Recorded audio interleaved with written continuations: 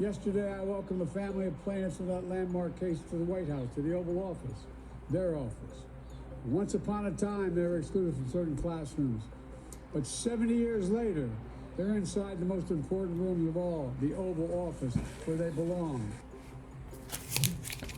That was President Biden speaking at the National Museum of African American History and Culture earlier today, ahead of another address he'll give at Morehouse College this weekend, all part of an effort to court black voters. We're joined now by our political panel, Rick Davis of Stone Court Capital and Jeannie Shanzano, political science professor at Iona University. They're here, which means it's Friday, because we've got our closers, which is good news for everyone.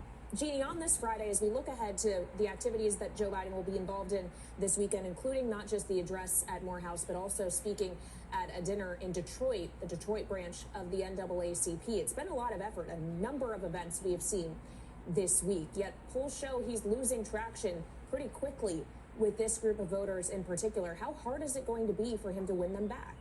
You know, I'm glad that they are working on this, but it can't just be a 1 week push. It's going to have to be a concerted effort throughout the campaign, and quite frankly, for the Democratic Party writ large, beyond the campaign. Because the polls that you were just mentioning that we're seeing, New York Times and others, show that in those battleground states, you're talking about 1/5 of African American voters saying they will go in another direction, either stay home, go with Donald Trump, go elsewhere.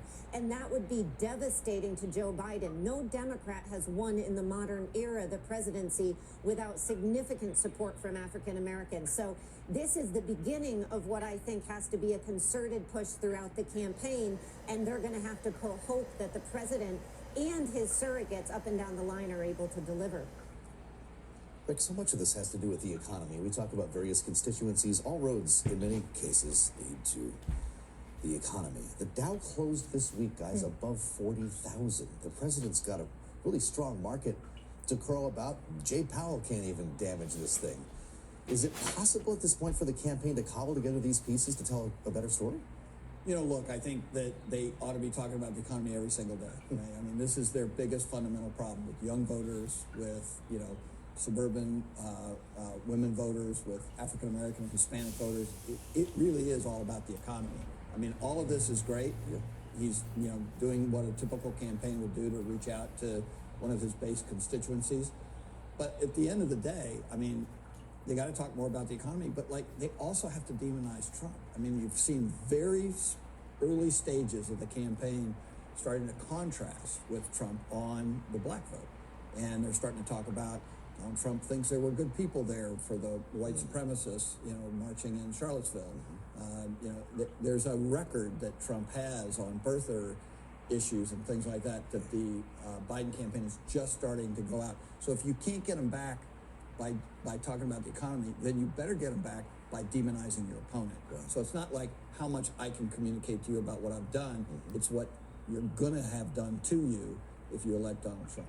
But just on this idea of talking more about the economy, we hear often that the stock market is not the economy. And do stock prices work for you if grocery prices are not working the same? Is it not?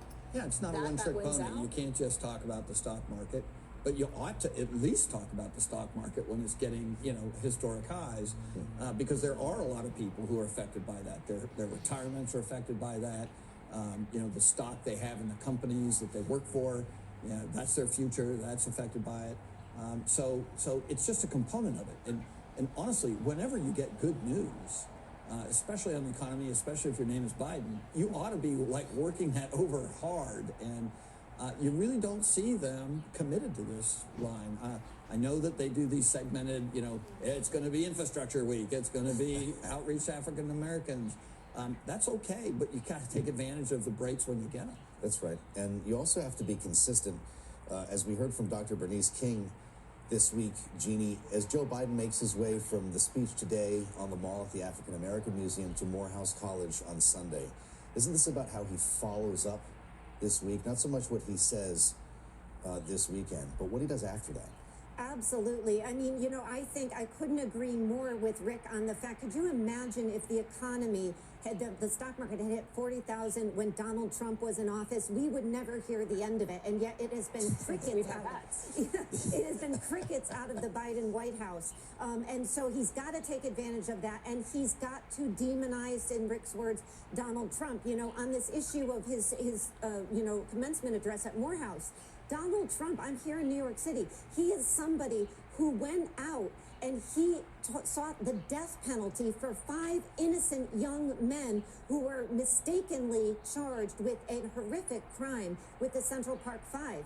He's got to talk about that. He's got to talk about what affirmative action would be, what the Supreme Court would be under a Donald Trump presidency. There is a lot to talk about, and yet we haven't heard that yet. So he has so far in his, communications with African American voters been talking about what he's done, and that's fine, but he's got to talk about the other guy in the room and what that would mean for the African American voters out there, and make this election about a Donald Trump presidency, because whoever this election is about is going to lose. And right now it is all about Joe Biden, and we're seeing the impact of that in the polls.